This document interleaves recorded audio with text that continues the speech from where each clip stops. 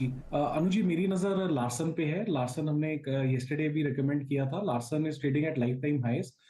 Technically structure इसका बहुत strong है। 2104 के लेवल में ट्रेड कर रहा है। इसके लगभग टारगेट्स रहेंगे 2150 के, और स्टॉप लॉस रखूंगा 2075 का। ओके, तो एलएनटी में एक अच्छी अपॉर्चुनिटी खरीदारी की बनती हुई। आखिरी 15 मिनट में हम उतर रहे हैं मार्केट के एक्शन पर। एक बार फिर नजर डाल लेते हैं। एलएनटी टेक सर्विसेज अड़ा हुआ है वो 8%, 9% ऊपर, और तगड़ा ओपन इंटरेस्ट एडिशन यहाँ पर।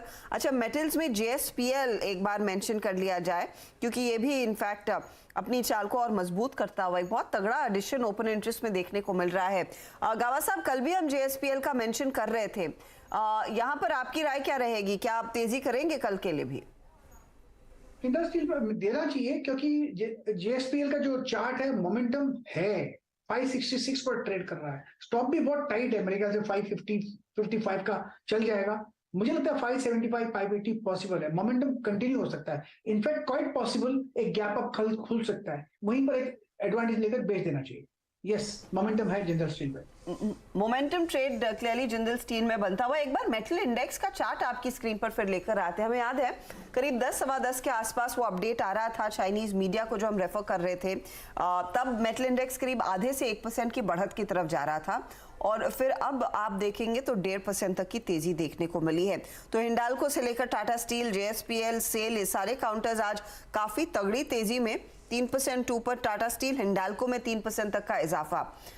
महेश्वरी साहब, अब नॉर्मली यहाँ पर एक सिक्लिकल प्ले होता है मेटल्स में, और अब तक इन स्टॉक्स की पिटाई हो रही थी चाइना फैक्टर के पर्सपेक्टिव में। चाइना मार्केट अगर खुल जाता है, जो लॉकडाउन में ईज की तैयारी हो रही है, क्या आप एक बार फिर नए सिरे से तेजी की पोजीशंस जोड़ना शुरू करेंगे इन मेटल कंपनियों में? देखिए, इनफैक्ट कई सारे स्टॉक्स तो इसमें अपने 52 वीक हाई के पास में भी ट्रेड करने लगे। जैसे जेएसपीएल की हम बात कर रहे थे, तो जेएसपीएल अपने 52 वीक हाई से 15 रुपए दूर है।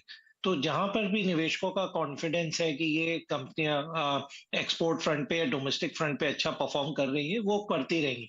अब जेएसपीएल जैसी कंपनी में एक हिडन स्टोरी रेलवे की भी है, क्योंकि रेलवे की जो रेलिंग्स हैं और रेलवे के जो वैगन्स हैं, उसकी भी सबसे बड़े मैन्युफैक्चरर्स में से जेएसपीएल है। तो जब इस टाइप के आपको प्लेस मिल रहे हैं, तो बिल्कुल जो रेलवे स्टॉक्स में मोमेंटम हो रहा है प्लस मेटल में मोमेंटम हो रहा है, तो इनको बेनिफिट मिल रहा है। ऐसे ही वेदांता, हिंडाल्को, हमने सभी तरफ इन स्टॉक्स में चूंकि अब थोड़े से अंडर ओन्ड रहे हैं, इन निवेशकों ने काफी इस स्टॉक में अप्रैल में जब हाई बने थे उसके बाद सेलिंग किया था, तो अब इन सारे स्टॉक्स में बाइंग देखने को मिल रहा है, और China factor icing on the cake है।